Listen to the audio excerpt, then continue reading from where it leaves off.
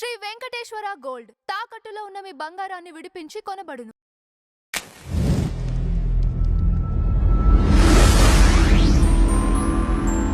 నమస్కారం జయప్రకాష్ నారాయణ గారు. నమస్తే అండి బాబు. సార్, అమరావతి శాశ్వత రాజధానిగా చట్టబద్ధత క్రియేట్ అయింది. సో ఈరోజు గెజెట్ నోటిఫికేషన్ కూడా విడుదలైంది. అయినప్పటికీ కూడా ఇప్పటికి కూడా ఒక చర్చ ఏంటంటే, మేము అధికారంలోకి వచ్చిన తర్వాత అంటే చట్టాలని ఎప్పుడైనా మార్చుకోవచ్చు, చట్టసభల్లో జరిగినాయిగా ఇవన్నీ కూడా అనే వాదన మళ్ళీ తీసుకొస్తున్నారండి తెరపైకి. మనకి రాజకీయంలో కానీ పరిపాలనలో కానీ ముందు చూపు ఉండాలి, రేపటి గురించి ఆలోచించాలి. ఆంధ్రప్రదేశ్లో ఏం విడ్డోనో అంత వెనక చూపుగా ఉంది. ఓకే, ఎంతసేపు గతాన్ని గురించి తప్ప రాష్ట్ర భవిష్యత్తుని బాగు చేయడం కోసం, ఆర్థిక ప్రగతి పెంచడం కోసం, ఉపాధి కల్పన కోసం, పేదరికాన్ని తొలగించడం కోసం, మంచి పాలన అందించడం కోసం ఏం చేద్దామని కాకుండా కక్షలు, కార్పణ్యాలు, నువ్వేం చేస్తే దాన్ని ఎంత ఆపేస్తాను. ఇది పూర్వకాలం పంచాయతీల్లో ఉండేది. ఇంకా ప్రజాస్వామ్యం వేళ్ళున్న కొన్ని కాలంలో, పెత్తందారీ స్వభావం ఇంకా పూర్తిగా పోని కాలంలో ఉండేది. పెద్ద మనుషుల సినిమా మనం చూసాం ఆ రోజుల్లో. రైట్. అది ఈవేళ రాష్ట్ర స్థాయిలో పెద్ద రాష్ట్రాల్లో ఆ రకమైన సంకుచిత రాజకీయం అంటే చాలా సిగ్గుచేటు. రెండోది, ఎన్నిక అన్నది విప్లవం కాదు. ప్రజాస్వామ్య సమాజంలో ఎన్నిక విప్లవం కాదు. వచ్చిన ప్రతి ప్రభుత్వం రాజ్యాంగాన్ని మార్చేస్తాను, రాజధానిని మార్చేస్తాను, లేకపోతే మొత్తం తలకిందులు చేస్తానంటే తొగ్గులకు అవుతారు. తొగ్గులకు ఎందుకు ఇప్పటిదాకా గుర్తుంచుకున్నా మంచి పని కాదు. తొగ్గులకు గొప్పవాడని కాదు, పరమ మూర్ఖుడని, ముందు చూపు లేనివాడని. ఢిల్లీ నుంచి దౌలతాబాద్కి రాజధాని మార్చాడు, మళ్ళీ అక్కడి నుంచి రాజధానిలో ఢిల్లీ దాకా తెలిసాడు, జనాన్ని తరలించాడు, చరిత్రహుండిగా మిగిలిపోయాడు. ప్రజాస్వామ్య సమాజంలో ప్రజాస్వామ్యం కాకపోయినా కూడా నిరంతరం ఒక విప్లవాత్మక మార్పులు రావాలని చెప్పని చాలా మూర్ఖుల లక్షణం. అది చేయాల్సిన పనులు బోల్డింటే విద్య ఎట్లా బాగు చేయాలా, ఆరోగ్యాన్ని ఎట్లా అందించాలా, ఉపాధి కల్పన ఎట్లా చేయాలా, మౌలిక సదుపాయాలు ఎట్లా పెంచాలా, పెట్టుబడిని ఎలా పెంచాలా, ఆర్థిక ప్రగతిని ఎట్లా పెంచాలా, అప్పుల భారాన్ని ఎట్లా తగ్గించాలా, ఇది కదా మనకి ముందు సమస్యలు. చట్టబద్ధ పాలన ఎట్లా అందరికీ అందించాలా, చట్టం అందరికీ సమానంగా ఉండేటి ఎలా చేయాలా, మన అభివృద్ధి ఫలాలని గ్రామీణ ప్రాంతాలకి, చిన్న పట్టణాలకి అలా విస్తరింప చేయాలా, ఇవి కదా మన ముందు ఉన్న సమస్యలు. అంతేగాని రాజధాని ఇక్కడ ఉంటే దాన్ని తీసిపారేయడమే నా లక్ష్యం, ఉన్నదాన్ని తగలట్టడమే నా లక్ష్యం, ధ్వంసం చేయడమే నా లక్ష్యం అనుకుంటే అది పరిపాలన కాదు. అంచేత కొంచెం ఈ ఉన్మాదం నుంచి బయటపడి భవిష్యత్తుకు ఆలోచిస్తే మంచిది. కానీ ఇక్కడ వాళ్ళు ఏదైతే చెప్తున్నారో ఆ వాదన నిజంగా జరిగే అవకాశం ఉంటుందా సార్? ఒకవేళ అంటే నెంబర్ గేమ్ కూడా అసాధ్యం. ఎందుకంటే అసలు జాతీయ స్థాయిలో పార్లమెంటు ఒక రాష్ట్ర రాజధాని గురించి చట్టం చేయాల్సిన అవసరం రావటమే మన సిగ్గుచేటు. ఓకే, మన మూర్ఖత్వం వల్ల మనం వాళ్ళని కోరాల్సి వచ్చింది. ఓకే, ఒకసారి పార్లమెంట్లో చట్టం వచ్చిన తర్వాత మళ్ళీ పార్లమెంటు చట్టం ద్వారా మార్చవచ్చు కదా. పార్లమెంటు తుగలకలాగా పనిచేయదు. ఈ దేశంలో రాజకీయం అంతా దిగజారినా కూడా ఆంధ్రప్రదేశ్లో కొంతకాలం పాటు రాజకీయాల్లో తొగ్గులక రీతిని జరిగినట్టుగా జాతీయ స్థాయిలో రాజకీయాలు ఇంకా స్థాయికి రాలా. ఏనాటికి భారతదేశంలో అలాంటి రాజకీయం రాకూడదని మనం కోరుకుందాం. Okay okay. కాబట్టి పార్టీలు ఉన్న పరిస్థితిని బట్టి ఒక నిర్ణయం, రాష్ట్ర ప్రజల ఆలోచనని బట్టి, ప్రభుత్వం శాసనసభ చేసిన తీర్మానాన్ని బట్టి ఒక నిర్ణయం చేస్తాయి. కానీ మళ్ళీ దాన్ని తిరగొట్టడానికి పార్లమెంట్ రోజు కూర్చుంటే దేశం హాస్యాస్పద నవ్వులు పాలవుతుంది. కాబట్టి తిరిగి వెళ్ళే సమస్య లేదు. ఇప్పటితో కనీసం ఈ అధ్యాయం ముగిసిపోయిందని చెప్పని భవిష్యత్తు గురించి బాటలు వేయడం మంచిది. రెండవది, అక్కడ కొన్ని 10,000 ఎకరాలు ప్రజలు స్వచ్ఛందంగా ఇచ్చారు. అవును, నాకు తెలిసి దేశ చరిత్రలో మొట్టమొదటిసారి. నేను చాలా కాలం నుంచి నాలుగు వాదిస్తున్నాం. బలవంతంగా భూసేకరణ చేస్తే భూమిని ఇచ్చిన వాడు పెరుగుతున్న విలువ ఉన్న భూమిని కోల్పోతున్నాడు. మీరు డబ్బు ఎంత ఇచ్చినా కూడా డబ్బేమో విలువ తగ్గుతుంది, రోజు భూమి విలువ రోజు పెరుగుతుంది. రైట్. కాబట్టి మీరు ఎంత పరిహారం ఇచ్చినా కూడా నష్టపోయిన భావం కలుగుతుంది. అలా కాకుండా ఆ భూమి ఓనర్ని, ఆ సొంతదారుని వాటాదారుగా చేసి, పెరిగే విలువ ఉన్న భూమిని మౌలిక సదుపాయాలను బాగు చేసి, పట్టణీకరణ చేసి దానిలో కొంత వాటా ఇచ్చినప్పుడు దానిలో సంపదలో భాగం పాలు పంచుకుంటారు. అలా స్వచ్ఛందంగా ముందుకు వచ్చారు ల్యాండ్ పూలింగ్లో. రెండవది, ఇది రాజధాని గురించి కాదు. మన చర్చ అంతా రాజధాని, రాజు, ఇదే రాచరికమా? ఎక్కడో చోట ఒక క్యాబినెట్ ఉంటుంది, అసెంబ్లీ ఉంటుంది, సెక్రటేరియట్ ఉంటుంది, కోర్టులు ఉంటాయి. అది కాదు సమస్య. ఒక గ్రీన్ ఫీల్డ్ సిటీ కావాలి. ఓకే. ఆధునిక యుగంలో ఎక్కడ గ్రీన్ ఫీల్డ్ సిటీస్ ఉన్నట్టయితే, అత్యాధునిక సదుపాయాలతో, ప్రపంచ స్థాయి ప్రమాణాలతో, ప్రపంచం నుంచి పెట్టుబడిని, మేధస్సుని ఆకర్షించగలిగితే అక్కడ అభివృద్ధి, అక్కడ మనకి ఆదాయాలు పెరగటం, ఉపాధి కల్పన జరగటం, ప్రభుత్వానికి కూడా పనుల ఆదాయం రావడం జరుగుతుంది. ఉమ్, హైదరాబాద్ అంటున్నాం, హైదరాబాద్ కాదు. ఎప్పుడైతే 1990ల దశకంలో గ్రీన్ఫీల్డ్ సిటీ ఏర్పాటైందో, హైటెక్ సిటీతో ప్రారంభమయ్యి, అది తెలంగాణ మొత్తానికే అలాగే ఈ దేశంలో మరి బాగా ఒక గ్రోత్ కేంద్రంగా పెరిగింది. గ్రీన్ఫీల్డ్ సిటీ అవసరం. ఆంధ్రప్రదేశ్ గ్రీన్ఫీల్డ్ సిటీ లేదు, ఓకే. ఓ మహానగరం లేదు. భారతదేశంలో మీరు చూసినట్టయితే ఈ 7 మహానగరాల్లోనే మొత్తం డిమాండ్లో 50% అక్కడే ఉంది. ఓకే. సంపద అంతా అక్కడే ఉంది. ఉమ్, కాబట్టి మహానగరాలు అవసరం. దాంతోనే సరిపోతుందా? కాదు. చిన్న పట్టణాలు అవసరం. చాలా కాలం నుంచి నేను వాదిస్తున్నాను. ఉమ్, ఎన్నో ఉదాహరణలు చెప్తున్నాను. అచ్యుతాపురంలో బ్రాండెక్స్ దగ్గర నుంచి మరి తడ దగ్గర అపాచి దాకా. కాబట్టి చిన్న పట్టణాలు, తక్కువ నైపుణ్యం ఉన్న వాళ్ళకి, తక్కువ ఆదాయం ఉన్న వాళ్ళకి సంఘటిత రంగంలో ఉపాధి కల్పన కోసం ఎక్కడెక్కడ ఏర్పాటు చేయాలి. ప్రతి జిల్లాలో జిల్లా కేంద్రం కూడా చాలదు. జిల్లాకు 5 పదాలు అంటే రావాలి. ఓ మహానగరం కూడా అవసరం రాష్ట్రానికి. ఓ తమిళనాడు కానీ, ఓ కర్ణాటక కానీ, ఒక తెలంగాణ కానీ, లేకపోతే ఒక మహారాష్ట్ర కానీ. ఎందుకని అక్కడ శరవేగంగా మిగతా వాళ్ళతో పోలిస్తే అభివృద్ధి జరుగుతుంది? అక్కడ మహానగరాలు ఉన్నాయి. కాబట్టి ఒక గ్రీన్ఫీల్డ్ సిటీ మనకు అవసరం. దానికి సరైన అనువైన స్థానం, జన సాంద్రత బాగా ఉన్నది అక్కడ, మిగులు ఉన్నది ఉత్పత్తిలో. ఎందుకంటే బ్రిటిష్ వాళ్ళు మొట్టమొదటి నీటిపారుదల అక్కడ ఇచ్చారు. గోదావరి డెల్టా కానీ, కృష్ణా డెల్టా కానీ. మొట్టమొదటి విద్య మనకు అక్కడ అందింది. విద్యా సంస్థలు వచ్చినాయి. మరి అక్కడ రిస్క్ టేకింగ్ కెపాసిటీ, కొంచెం ఉన్నటువంటి మిగుల్ని భవిష్యత్తు పెట్ట కొంచెం ధైర్యంగా రిస్క్ తీసుకోవాలి. ఒక వ్యాపారంలో పెట్టాలంటే, పరిశ్రమ పెట్టాలంటే ఆ రిస్క్ టేకింగ్, రిస్క్ క్యాపిటేట్ అంటాం. ఇవన్నీ ఉన్న ప్రాంతం కాబట్టి సహజంగా ఒక గ్రీన్ఫీల్డ్ సిటీకి సరే అనువైన ప్రాంతం అది. అంచేత ఈ ఉన్మాదాన్ని మానేసి భవిష్యత్తు గురించి చాలా ఆలోచించాల్సి ఉంది. అందులో ప్రపంచంలో ఇవాళ సంకట సమయంలో ఉన్నాం. ఈ ఇరాన్ యుద్ధం ఏమవుతుందో, మరి తాత్కాలికంగా ఇబ్బంది ఏర్పడినా కూడా ఒక సంవత్సర కాలం పాటు, కొన్ని నెలల పాటు మన ఆర్థిక వ్యవస్థ గందరగోళంలో ఉంటుంది. అక్కడ పొరపాటున ఉన్మాదం కనుక శృతి మించినట్లయితే అటు అమెరికా నుంచి, ఇటు ఇరాన్ నుంచి కూడా బహుశా దీర్ఘకాలం, ఒక తరం కాలం పాటు మనకి ఆయిల్ సప్లైస్ కొరత ఉండొచ్చు అక్కడ వాటిని విధ్వంసం చేసినట్టయితే. కాబట్టి దీన్ని తట్టుకోవాలి ఈ దేశం. అలాంటి సమస్యల మీద, నిజమైన సమస్యలను దృష్టి పెట్టకుండా ఈ పొద్దు నుంచి సాయంత్రం దాకా ఈ చెత్త రాజకీయం తప్ప ఇంకోటి లేకపోయినట్టయితే ప్రజాస్వామ్యం ప్రజలకి మేలు కంటే కీడు ఎక్కువ చేస్తుంది. వాస్తవంగా ఇప్పుడు మనం చూసుకున్నట్టయితే జగన్మోహన్ రెడ్డి గారు ఎక్స్సీఎం అయినప్పటికీ కూడా ఆయన చేసే వ్యాఖ్యలు ఎలా ఉంటున్నాయంటే ప్రతిరోజు ఇలానే ఉంటున్నాయి సార్. ఇప్పుడు రీసెంట్ స్టేట్మెంట్లో కూడా మీరు విన్నట్టయితే అసలు రాష్ట్రానికి రాజధాని ఉందని ఎక్కడ, ఏ రాజ్యాంగంలో రాసింది? సీఎం ఎక్కడ కూర్చుంటే అదే సెక్రటేరియట్ అన్నట్టుగా ఆ స్టేట్మెంట్లు. అందుకని ఇవన్నీ మనకి వివరాలు ఎక్కడక్కర్లేదు, వ్యక్తుల గురించి మాట్లాడక్కర్లేదు. ఓకే, నేను ఇందాక చెప్పిందే సరిపోతుంది. నిజమైన సమస్యలు బోల్డ్ ఉన్నప్పుడు దృష్టి పెడదాం. ప్రభుత్వం తుక్కులక్కలుగా పరిపాలిస్తే ప్రభుత్వ వ్యవస్థకు విశ్వసనీయత పోతుంది. ఇప్పటిదాకా ప్రభుత్వాలు చాలా రాష్ట్రాల్లో వచ్చినాయి, దేశంలో వచ్చినాయి. ఇది కొత్త కాదు కదా. రైట్. ఎక్కడ ఇలాంటి పిచ్చి రోజు చేయలేదు కదా. ఢిల్లీ నుంచి మేము కోరి తీసుకెళ్తాం, మళ్ళీ అక్కడి నుంచి కోరి తీసుకెళ్తాం అంటున్నారు. అక్కడ అనలేదు కదా. రైట్. ఎన్నో పార్టీలు మారినాయి కదా. కాంగ్రెస్ ప్రభుత్వం స్థానంలో జనతా ప్రభుత్వం వచ్చింది, జనతా ప్రభుత్వం స్థానంలో ఆ తర్వాత మరి సంకీర్ణ ప్రభుత్వాలు వచ్చినాయి, బీజేపీ ప్రభుత్వం వచ్చింది, మారలేదు కదా. అలాగే రాష్ట్రాల్లో, చాలా రాష్ట్రాల్లో అధికారం చేతులు మారుతుంటుంది కదా.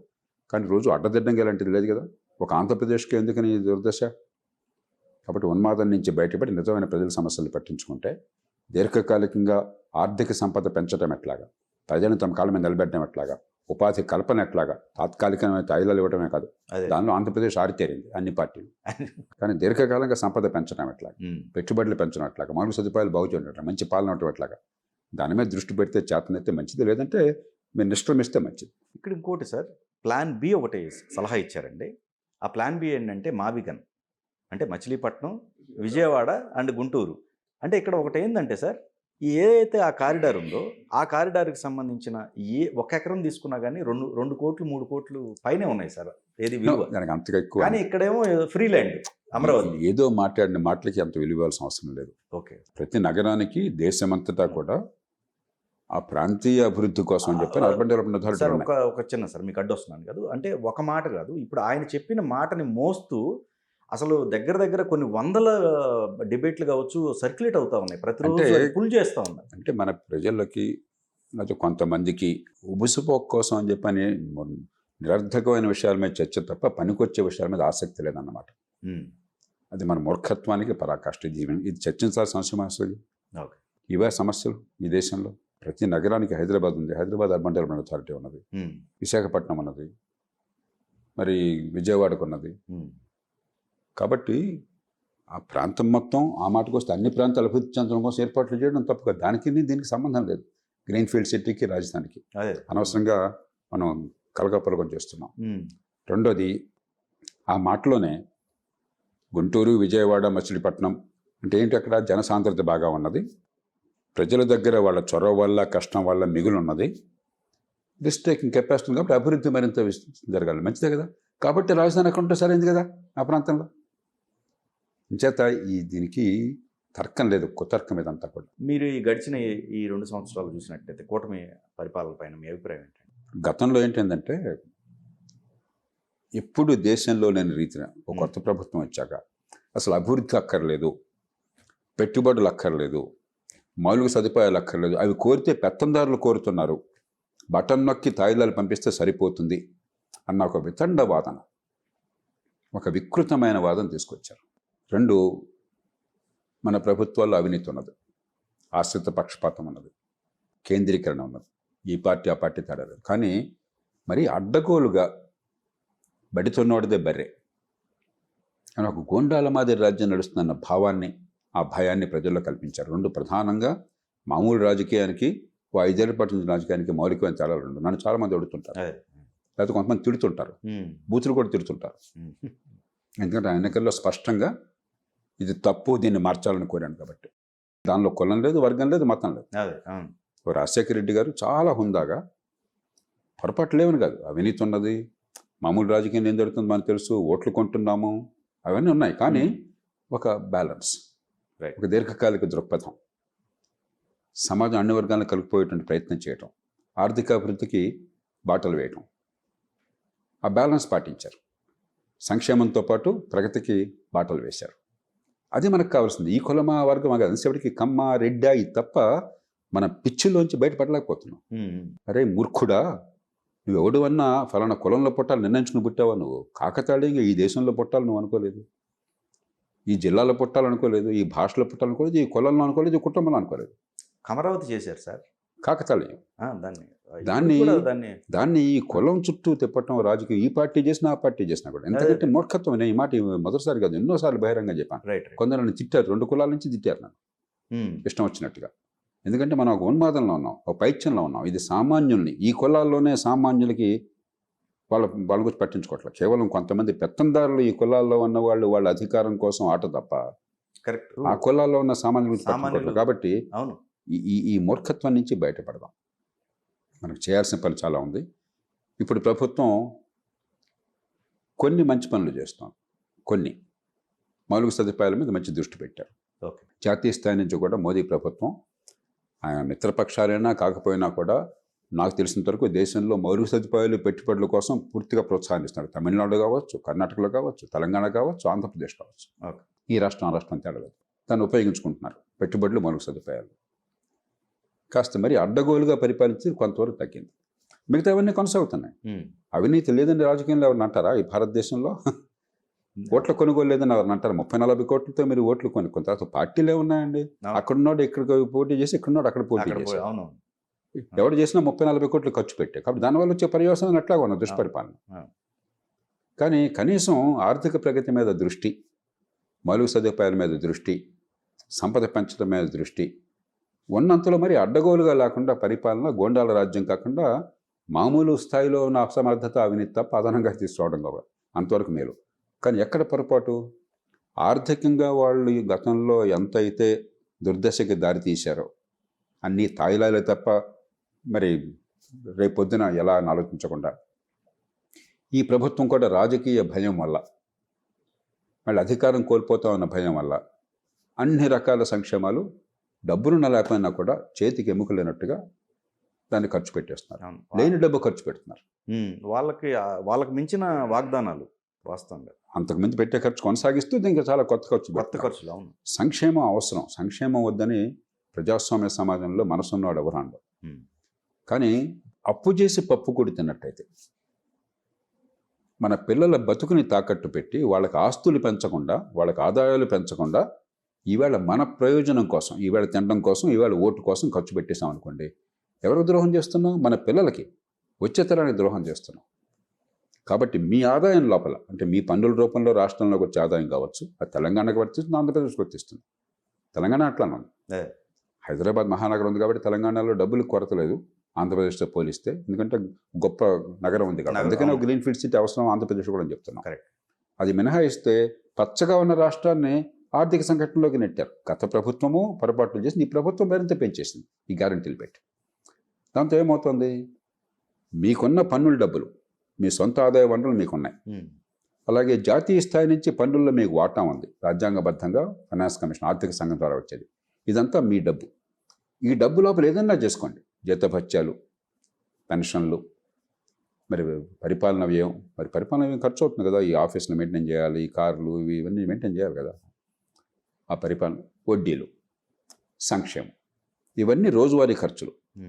మీకు వచ్చేటువంటి మీ సొంత ఆదాయం లోపల రాష్ట్ర ప్రభుత్వమే ప్రత్యక్షంగా వసూలు చేసే పనులు కావచ్చు, ఢిల్లీ నుంచి వచ్చే పన్నుల వాటా, జాతీయ స్థాయి నుంచి మీకు వచ్చేటువంటి డెవల్యూషన్ అని చెప్పి అంటాం, అవి కావచ్చు, అది మీ వనరులు. ఈ వనరుల లోపల ఎలా ఖర్చు పెట్టినా మీ ఇష్టం.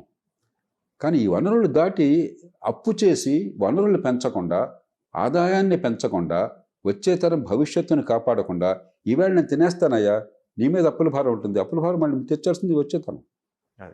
ఎందుకంటే ఇప్పుడు ఈ ప్రభుత్వం అప్పులు చేసింది కాబట్టి ఓ 30 ఏళ్ల తర్వాత ప్రభుత్వం తూర్చుని చెప్పనలేదు. కానీ ఒకటి సార్, ఏ పార్టీ ఉన్నా కూడా ఇప్పుడు ప్రతి పార్టీలో ఇప్పుడు ఆ పార్టీ అలవాటు చేసింది, ఇప్పుడు కొనసాగించకపోతే ఓటు అనే ఒక అస్త్రం ఉంది. సో కాబట్టి ఇప్పుడు ఆ ప్రజలను కన్విన్స్ చేయాలంటే ప్రభుత్వాలు మరి ఎట్లా సార్ అది సాధ్యపడే? నాయకత్వం అంటే అర్థం అదే. అంటే ఓటు రాదు ఇప్పుడు వాళ్ళకి అది పొరపాటు వాదన, అది అసమర్థుల వాదన, అది అసమర్థుల వాదన. రాజశేఖర రెడ్డి గారు చాలా సంక్షేమాన్ని పెంచారు. 2009 ఎన్నికల్లో అప్పుడు చంద్రబాబు నాయుడు గారు రుణమాఫీ ప్రకటించారు. అంతకుముందు ఇప్పుడు రుణమాఫీ అమలైంది, యూపీఏ ప్రభుత్వం జాతీయ స్థాయిలో అమలు చేసింది. రాజశేఖర రెడ్డి గారు ఏమన్నారు?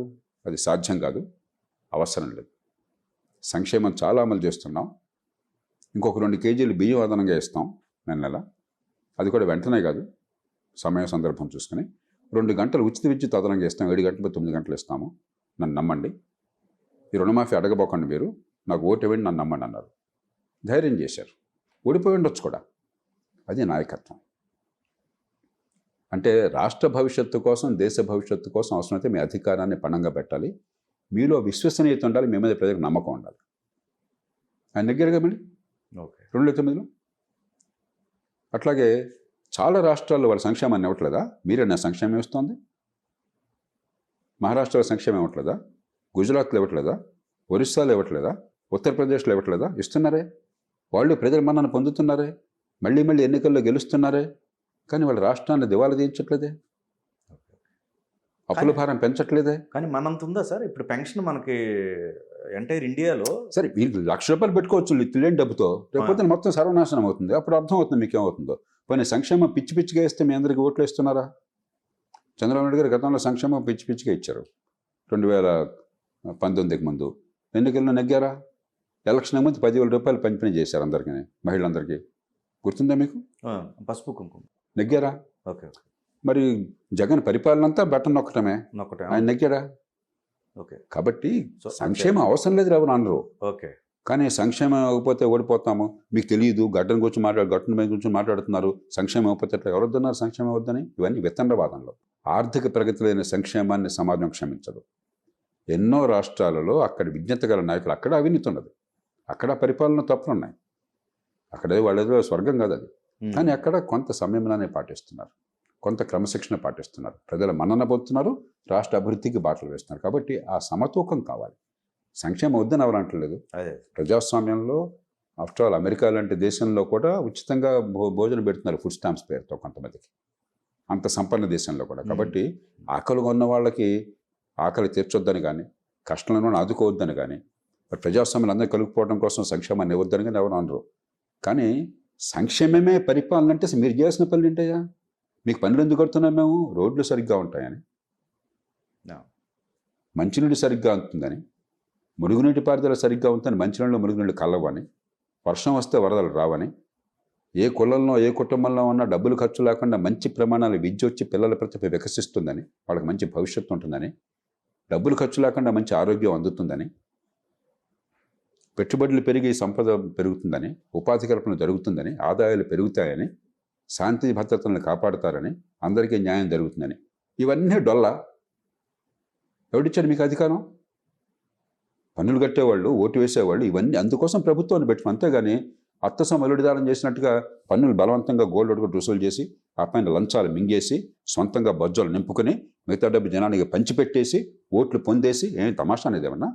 అది వాదన? అది ఏం మాట్లాడుతున్నావు? అది వితండవాదం కాకుండా. కాబట్టి ఆచరణ సాధ్యంగా చూసినా మూర్ఖత్వం. అలా చేసిన వాళ్ళు ఏం గెలవట్లా. మళ్ళీ అలా చేయకుండా చాలామంది నీకు చూపెడుతున్నారు. ఉత్తరప్రదేశ్లో యోగి ఆదిత్యనాథ్ ప్రజల మన్నను పొందుతున్నాడు. ఆయన 78,000 కోట్ల రూపాయలు మిగులు సాధిస్తున్నారు వాళ్ళు రెవెన్యూలో. సో ఇప్పుడు మీరు చెప్పిన దాని ప్రకారం అభివృద్ధే మెయిన్. అభివృద్ధి ఉన్న వైపే ప్రజలు అభివృద్ధి, సంక్షేమం సమతూకంగా బ్యాలెన్స్. అసలు సంక్షేమం వద్దని నేను అంటాను. అదే అది సాధ్యం కాదు. అది ఎక్కువ ఉండకూడదు. దానికి రూల్ ఏంటి? అప్పు చేసి పప్పు కూడా చేయబోకండి. ఓకే, అప్పు చేసిన డబ్బు పెట్టుబడులకు పెట్టండి. రేపు పొద్దున సమాజానికి ఆదాయం పెరిగేటట్లుగా, వచ్చే తరానికి భవిష్యత్తు బాగుండేట్లుగా. సొంత వనరులతో మీరు ఏదన్నా సంక్షేమం చేయండి. జీతబత్యాలు అలాగే ఇవ్వాలి, వడ్డీలు ఎలా కట్టాలి. అండ్ ఇంకోటి సార్, ఇక్కడ మేజర్గా ఈ నాయకులు ఎవరైతే ఉన్నారో వస్తున్నారు, పోతున్నారు. అయితే వాళ్ళ టైంలో కొన్ని వేల కోట్ల రూపాయల కుంభకోణాలు జరుగుతున్నాయి. మరి అవన్నీ కూడా ఏది రోజువారీ సంవత్సరాల తరబడి గడుస్తూనే ఉంది. అవంతా ప్రజాధనం. ఈ చర్చలు జరుగుతూనే ఉంటాయి. మరి ఆ డబ్బు ఎట్లా సార్? అందుకనే ఇప్పుడు ఈ కుంభకోణం ఇన్ని దశాబ్దాల నుంచి లైట్గా తీసుకుంటున్నాం ఆ న్యూస్లు కూడా. ఇన్ని దశాబ్దాల నుంచి లోక్సత్వోద్యమం కానీ, దేశంలో ప్రజాస్వామ్యాన్ని ప్రేమించాలి ఎందుకని పోరాడుతున్నాం? 1970 దశకంలో లోక్నాయక్ జేపీ ప్రారంభించిన దగ్గర నుంచి అవినీతి వ్యతిరేక ఉద్యమం కదా. కానీ అవినీతిని గుండెలు బాదుకుంటే కాదు, నిర్దిష్టమైనటువంటి చర్యలు కావాలి. ఉదాహరణకి ఒకప్పుడు, ఇప్పుడు పెట్రోల్ డీజిల్ కొరతను గురించి మాట్లాడుకుంటున్నాం కదా. పెట్రోల్ డీజిల్లో మనకి పెట్రోల్ బంక్కి వెళ్తే 10% మోసం జరిగేది. అక్కడ మనకి ట్యాంకులో పని అనుకుంటాం 30, అక్కడ మీటర్ చూపెడుతుంది కానీ దీనిలో పడలేదని మనకు తెలుసు. ఏం చేయాలో తెలియదు. కరెక్ట్. అందరికీ అనుభవం అది. అండ్ కల్తీ కూడా ఉంటుంది దాంట్లో. మళ్ళీ కల్తీ కూడా ఉంది. అది నెక్స్ట్ మళ్ళీ అది లేకుండా కొన్నాము. చెప్పేది కొలతలు. ఓకే. అప్పుడు 1998 అక్టోబర్ 2న లోక్సత్వోద్యమం ఏం చేసింది? వందలాది మంది మేము వెళ్ళి ఒక కిటుకు పట్టుకున్నాం. ఒక పాత్రలో పోయమని అడగచ్చు. పెట్రోల్ బంకులో ఇప్పుడు ఈ మధ్య ఇంట్లో దాచుకుంటున్నారని మన ఈ గల్ఫ్ యుద్ధం కారణంగా ఆ నిబంధన తీసేశారు ప్రస్తుతానికి. కానీ మనకు చట్ట ప్రకారం, నిబంధనల ప్రకారం నాకు ట్యాంకులో కాదు, ఇదిగో ఈ పాత్రలో పోయింది అడిగే హక్కు ఉంది, క్యాన్లో పోయింది అడిగే హక్కు మనకున్నది. ఆ కిటుకు పట్టుకున్నాం. 100 మంది వెళ్ళి హైదరాబాద్లో 20 అక్టోబర్ 2, 1995లో ఆ పెట్రోల్ బంకులోకి డబ్బులు ఇచ్చి దీనిలో పోయింది అని చెప్పనగానే వెంటనే గేమ్ ఆగిపోయింది. ఎందుకని? అక్కడ మీటర్ ఏం చూపెడతాను, దీనిలో ఎంత ఉంది, దీని పాత్ర నాకు ఎన్ని లీటర్లు ఉందో నాకు తెలుసు. ఇక్కడ 10 లీటర్ల పాత్ర ఉండి మీటర్ 12 లీటర్లు చూపెడుతుంటే నువ్వు మోసం చేస్తున్నావు తెలిసిపోయింది కదా. రైట్. 15 రోజుల్లో ఉమ్మడి ఆంధ్రప్రదేశ్లో 1500 పెట్రోల్ బంకుల మీటర్లన్నీ సరి చేసి పారేశారు. ఏ అధికారులు లంచాలు తీసుకుంటున్నారో వాళ్ళే వేరే లాభం అనేది రాపేయండి అని చెప్పన్నారు. ఆ తర్వాత వెంటనే ఆయిల్ కంపెనీలు మేలుకున్నాయి. మెయింటెనెన్స్ పద్ధతిని మార్చేశారు. చాలా మేరకు 100కి 100 పాళ్ళు పోయిందని నేను చెప్పాను. కానీ 100కి 90 పాళ్ళు ఈ తూనికల్లో పెట్రోల్ మోసం తగ్గిపోయింది భారతదేశంలో. భారతదేశం మొత్తంలో తగ్గిపోయింది ఇక్కడితో మొదలై. అక్కడి నుంచి ఇప్పటిదాకా గత 1998 నుంచి 28 ఏళ్ళు అయింది. 28 ఏళ్ల కాలంలో ఏడాదికి 1,00,000 కోట్ల రూపాయలు మన వినియోగదారులకు ఆదా అయింది. అంటే 28,30,00,000 కోట్ల రూపాయలు ఇప్పటిదాకా ఆదా అయింది. కాబట్టి మన ఏంటంటే ప్రతి అవినీతికి ఒక కిట్టుకు ఉంటుంది, ఒక మర్మం ఉంటుంది, సొల్యూషన్ ఉంటుంది. అది పట్టుకోవాలి. ఓకే. మనం ఏంటి గుండెలు తెచ్చుకుని వీడు ఆడి మీద ఆడి మీద అవినీతి నేను పాల్పట్టలేదు, నాకు ఛాన్స్ దొరకలేదు నేడుపు తప్పితే అవినీతి పోవాలన్న దుగ్ధ కనిపించట్లే, ఎక్కువగా మాటలు కనిపిస్తున్నాయి. అన్నిటికీ అంత తేలిగ్గా జరిపోతుంది అంటల్లా. చివరికి రాజకీయంలో 40 కోట్లు అసెంబ్లీ ఖర్చు పెట్టిన తర్వాత ఎట్లా పోతుంది అవినీతి? ఒక బేద దేశం 40 కోట్లు ఖర్చు పెట్టినాడు, ఆ డబ్బులు సంపాదన లేకుండా బతకగలడా? ఎంతమంది బతకగలరు అట్లాగా? అందుకే ఎన్నికల వ్యవస్థలో మార్చాలని నేను అలాంటి వాళ్ళని ఘోషించేది. కానీ ఎక్కడైతే ప్రభుత్వాలు ప్రయత్నాలు చేసినాయో, లైసెన్స్ పంపిణీ రాజ్యం అంతం చేసినప్పుడు ఆ రంగాల్లో అవినీతి పోయింది. ఒకప్పుడు సిమెంట్ కావాలంటే అవినీతి, లంచం చెప్పిపోతే నీ సిమెంట్ వచ్చేది కాదు. కంట్రోల్ సిమెంట్, వాడు ముద్ర వేయాలి, వాడు పర్మిట్ ఇవ్వాలి. ఇప్పుడు ఆ పర్మిట్లు అవసరం లేదు. స్టీల్ పర్మిట్లు కావాలి, ఇప్పుడు అవసరం లేదు. ఫోన్ కావాలంటే తలపడం తొక్కొచ్చేది. ఇప్పుడు అవసరం లేదు. ఎక్కడైతే మనం వినియోగదారుడికి స్వేచ్ఛనిచ్చామో, ఎక్కడైతే ఉత్పత్తుల్లో పోటీని పెట్టామో అవినీతి చాలా వరకు పోయింది. ఎక్కడైతే కొన్ని పద్ధతులు పాటించామో తూనికలలాగా అవినీతి పోయింది. ఎక్కడ కంప్యూటర్లు తీసుకొచ్చామో, ఎక్కడ టెక్నాలజీ ఉపయోగించగలిగామో ట్రాన్స్పరెన్సీతో అక్కడ అవినీతి పోయింది. కానీ ఎక్కడైతే ఆ పనులు చేయట్లేదో, చేయలేకపోతున్నా మాకు అవినీతి కొనసాగుతుంది. కాబట్టి పద్ధతి ప్రకారం మనం చేస్తే, నిజమైన సంస్కరణలు తీసుకొస్తే గ్యారంటీగా అవినీతి తగ్గిపోతుంది. 90-95% తగ్గిపోతుంది. అది చేయకుండా అవినీతి అన్నది వాడిని చుట్టుకోవడానికి ఒక అస్త్రంగా ఉపయోగపడుతుంది. దాని నుంచి బయటపడాలి, చిత్తశుద్ధితో చేయాలి. ఉదాహరణకు 2G స్పెక్ట్రమ్ దేశం అంతా గగ్గోలైంది ఆనాడు 2011 ప్రాంతాల్లో. నేను అప్పుడే చెప్పాను, ఏమయ్య వీళ్ళందరినీ జైల్లో పెడుతున్నారు, బెయిల్ అంటున్నారు, ఏం కాదు మరి అందరూ తిరిగి వస్తారు, ఒక్కటి జైల్లోకి పోవడం చెప్పని. ఒక్కటే శిక్ష పడలా. అందరూ పెద్ద మహాత్మా గాంధీలాగా ఇలా చేతులు ఒక్కుంటూ బయటకు వచ్చే జైలు. అందరూ మళ్ళీ ఎన్నికల్లో పోటీ చేసి గెలిచారు. ప్రతి ఒక్కడు మళ్ళీ కొనసాగుతున్నట్టు. అది ఇండియాలో సెంటిమెంట్ సార్. జైలుకి వెళ్తే సో ఒక్కడికి శిక్ష పడలా. ఆనాడు అప్పుడు దేశంలో మహామహులు 15 మందిని కలిపాను నేను. 24 గంటలు అందరూ ఒప్పుకున్నారు. సుప్రీంకోర్టుకి వెళ్ళి ఇక్కడ పద్ధతి పాడు లేకుండా ఇష్టం వచ్చినట్టుగా ఈ స్పెక్ట్రమ్ కేటాయించారు, ఆ కారణంగా దీన్ని క్యాన్సిల్ చేయాలి. అవినీతి ఉందని రుజువు చేయాల్సిన అవసరం లేదు. కిరాణా షాప్ వాడికి నువ్వు స్పెక్ట్రమ్ ఇస్తే దానిలో ఏ మాత్రం సంబంధం లేకుండా వేరే రుజువు కావాలన్నా నాకు క్యాన్సిల్ చేయండి, పారదర్శకంగా వేలంపాటు ద్వారా కేటాయించి ఏర్పాటు చేయండి అంటే సుప్రీంకోర్టు ఆ రకమైన ఆదేశం ఇచ్చింది. అప్పటి నుంచి ఇప్పటిదాకా నేను గుణమె చేసి చెప్పగలను, స్పెక్ట్రమ్ అలొకేషన్లో 2G స్పెక్ట్రమ్ కావచ్చు, 3G కావచ్చు, 4G కావచ్చు, 5G కావచ్చు, ₹1 అవినీతి లేదు. కాబట్టి ప్రతిదానికి కొన్ని పద్ధతులను పాటించాలి.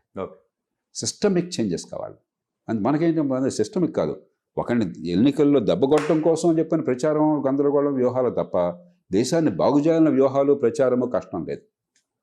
ఈ చెత్త నుంచి, అధికార క్రీడ నుంచి, అధికార దాహం నుంచి ఈ సమాజంలో మార్పు కావాలన్న దాహం వస్తే చాలా మార్పులు తీసుకురాగలం. కానీ అదే ఎట్లా సార్? ఇప్పుడు ఎందుకంటే నేను ఉదాహరణలు చెప్పాను కదా, రెండు పార్టీలకు చేయకపోతే మనం చేద్దాం, పన్ను కట్టేవాళ్ళం మనం చేద్దాం. ఓకే, కానీ దానికి ఒక వ్యవస్థ కావాలి కదా. అంటే ఇప్పుడు రమ్మంటే నేను చెప్పిన ఉదాహరణలన్నీ కూడా ప్రభుత్వం చేయలేదా, సామాన్యులం చేశామే. ఒక సమూహం, కరెక్ట్, ఒక సమూహం మన సంఘటితం కావాలి. మీరు కులం పేరుతో తన్నుకు చచ్చి, మతం పేరుతో తన్నుకు చచ్చి, నా కులం అంటే గోండా అయినా వాడికి సమర్థించి, నా కులం వాడైతే అవినీతి పడినా కూడా వాడి పక్క నుండి, వేరే కులం వాడు మంచివాడైనా కూడా వాడిని తిడుతూ ఉంటే మీ దేశం ఎట్లా బాగుపడుతుందా? కాబట్టి మనలో కూడా విజ్ఞత కావాలా. పోసుకోలు కబుర్లు చెప్పే చెత్త వాళ్ళు ఉన్నారు చాలామంది, రాజకీయంలో లేని వాళ్ళు. మనలో కూడా విజ్ఞత కావాలి, మనలో కూడా కాస్త ముందు చూపు కావాలా. గుండెలు బాదుకునే స్థానంలో కొంచెం నిర్మాణాత్మకంగా ఎలా పనిచేయాలో ఆలోచించాలి. నేను ఎప్పుడు జనాన్ని తిట్టను, సామాన్య జనాన్ని తిట్టట్లా నేను, కానీ విజ్ఞుల్ని ఖచ్చితంగా తిడుతున్నాను. కార్యశూన్యత ఉన్న విజ్ఞుల్ని, పొద్దున సాయంత్రం దాకా చెత్త రాజకీయం గురించి మాట్లాడే విజ్ఞుల్ని, అధికార క్రీడలో మునిగిపోయే వాళ్ళని ఖచ్చితంగా తిడుతున్నాను. ముఖ్యంగా ఆంధ్రప్రదేశ్లో సార్, ఇప్పుడు మీరు కులానికి సంబంధించిన ఆ టాపిక్ కూడా వచ్చింది కదా ప్రస్తావన. దీనికన్నా ప్రమాదకరమైంది మతం కూడా అక్కడ యాడ్ అవుతుంది సార్. రీసెంట్గా తీర్పు మీరు చూసినట్టయితే ఊహించగలరు, అది యాస్టీజ్ ఎవరైతే కన్వర్టెడ్ పీపుల్ ఉంటారో క్రిస్టియన్స్కి సంబంధించింది ఎస్సీ స్టేటస్ అనేది వర్తించదు అని చెప్పి తీర్పు ఇవ్వడం జరిగింది. కాకపోతే అది రాజ్యాంగంలో ఉంది. ఇది కొత్తగా వచ్చింది కాదు, సుప్రీంకోర్టు గతంలోనే చాలా స్పష్టమైన తీర్పునిచ్చింది. అప్పుడు ఉమ్మడి ఆంధ్రప్రదేశ్ రాష్ట్రంలో రాజశేఖర రెడ్డి గారు ముఖ్యమంత్రిగా ఉండగా ఒక తీర్మానం ప్రవేశపెట్టారు. కన్వర్టెడ్ క్రిస్టియన్స్కి, దళితులు క్రైస్తవులుగా మతం మార్పిడైనట్టయితే వాళ్ళకు కూడా దళితులుగా రిజర్వేషన్ చాలని చెప్పాను. నేను గట్టిగా దాన్ని విభేదించాను.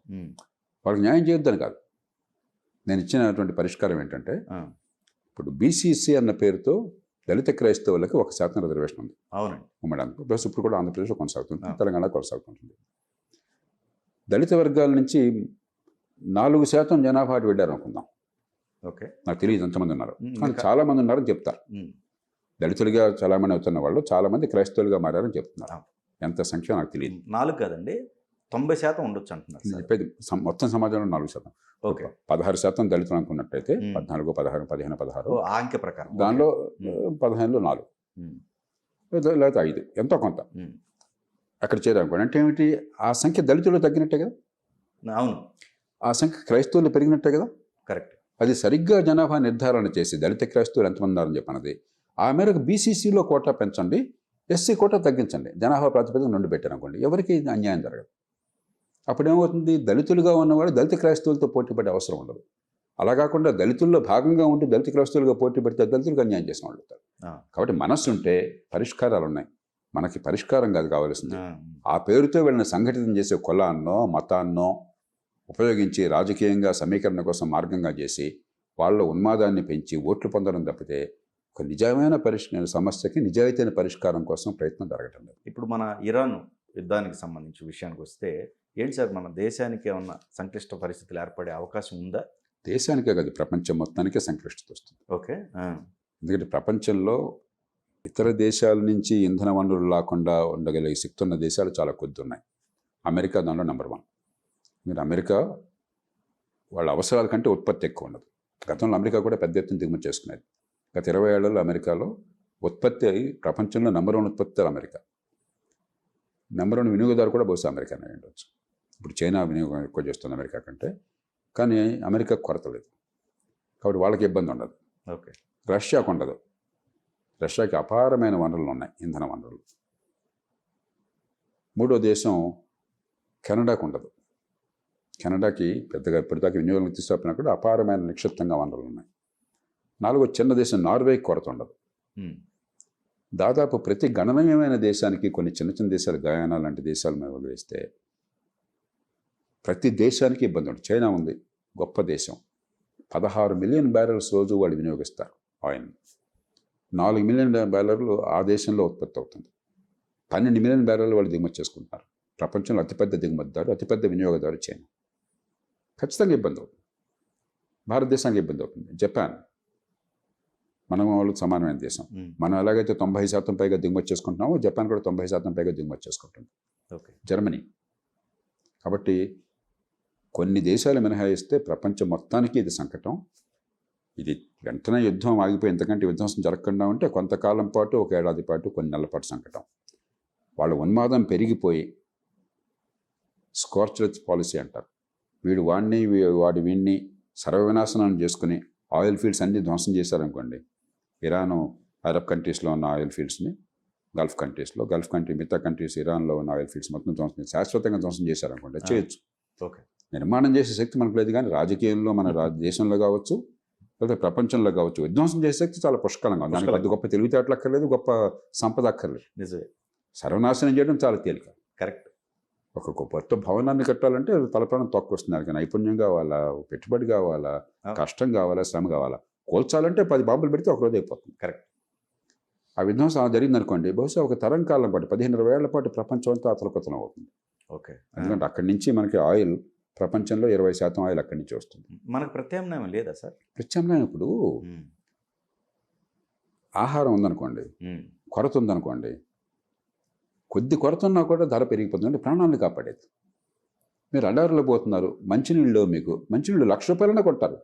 ఆ మంచినీళ్ళు తాగకపోతే ప్రాణం పోతున్నాం అంటే ₹1,00,000 కొంటారు. రైట్. ఆయిల్ అట్లా ఇన్ఎలాస్టిక్ డిమాండ్ అంటాం. ఎందుకంటే ఆయిల్ అందరికీ అవసరం. ఓకే. కాబట్టి 20%, 15% కొరత రాగానే ధర 100%, 200% కాదు, 300%, 500% పెరుగుతుంది. ఓకే. దానికి ప్రత్యామ్నాయం వెంటనే రాదు, దీర్ఘకాలంలో వస్తుంది.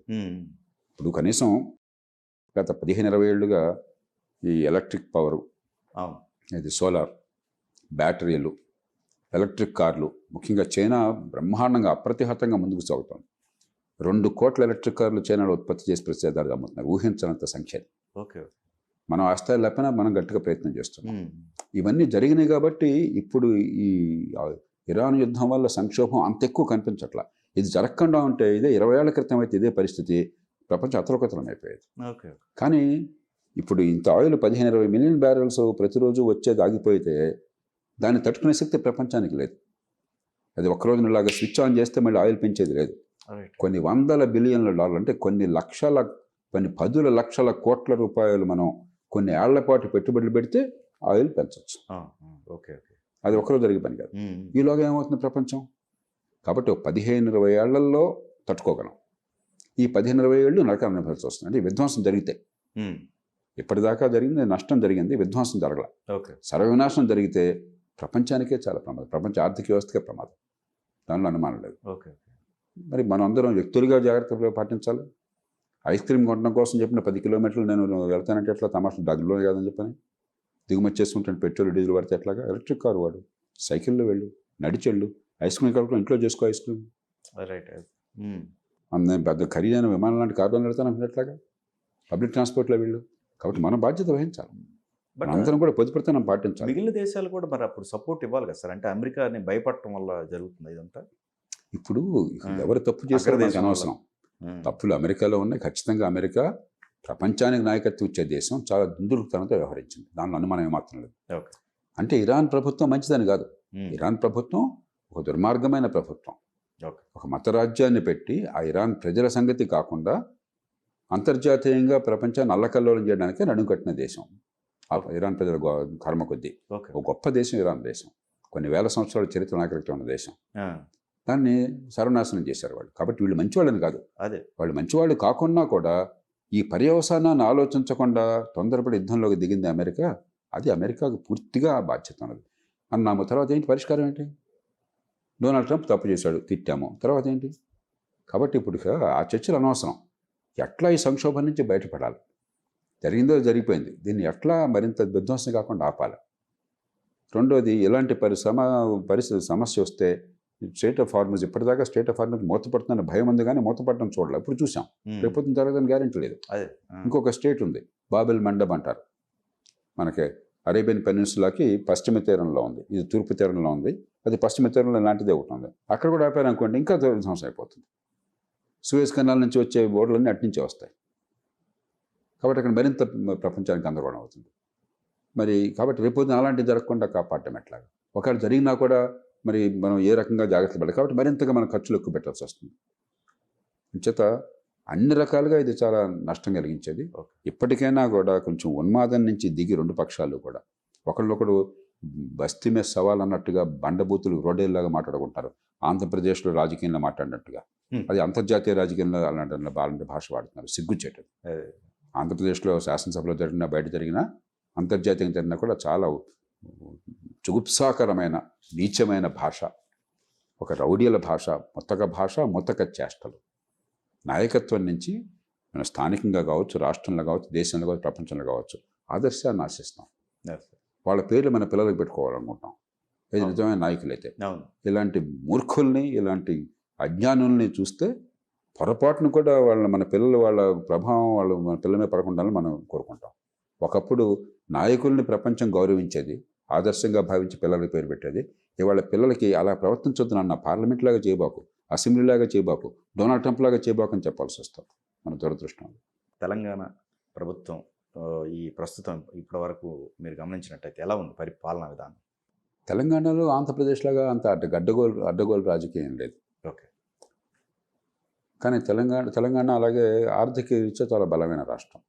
దేశంలో తలసరి ఆదాయం చాలా ఎక్కువ ఉన్న రాష్ట్రం. హైదరాబాదు మహానగరం గత 30 ఏళ్ళుగా చంద్రబాబు నాయుడు గారితో మొదలెట్టి తర్వాత రాజశేఖర రెడ్డి గారు కానీ తర్వాత కేసీఆర్ కానీ ఆ హైదరాబాద్ నగర భవిష్యత్తును కాపాడుకున్నారు, పెట్టుబడులు పెంచి ఏర్పాటు చేశారు. తప్పులు జరుగుతున్నాయి ఇక్కడ, చాలా తప్పులు జరుగుతున్నాయి, కానీ మొత్తం హైదరాబాద్ ఒక ఆర్థిక శక్తిగా బలంగా ఎదిగింది. కాబట్టి తెలంగాణకు సంకటం అంత కనిపించదు. కానీ ఇంత బలమున్న తెలంగాణ కూడా రేపన్నది లేనట్లుగా ఇష్టం వచ్చిన డబ్బులు ఖర్చు పెట్టడం వల్ల సంక్షోభంలో పడిపోయింది.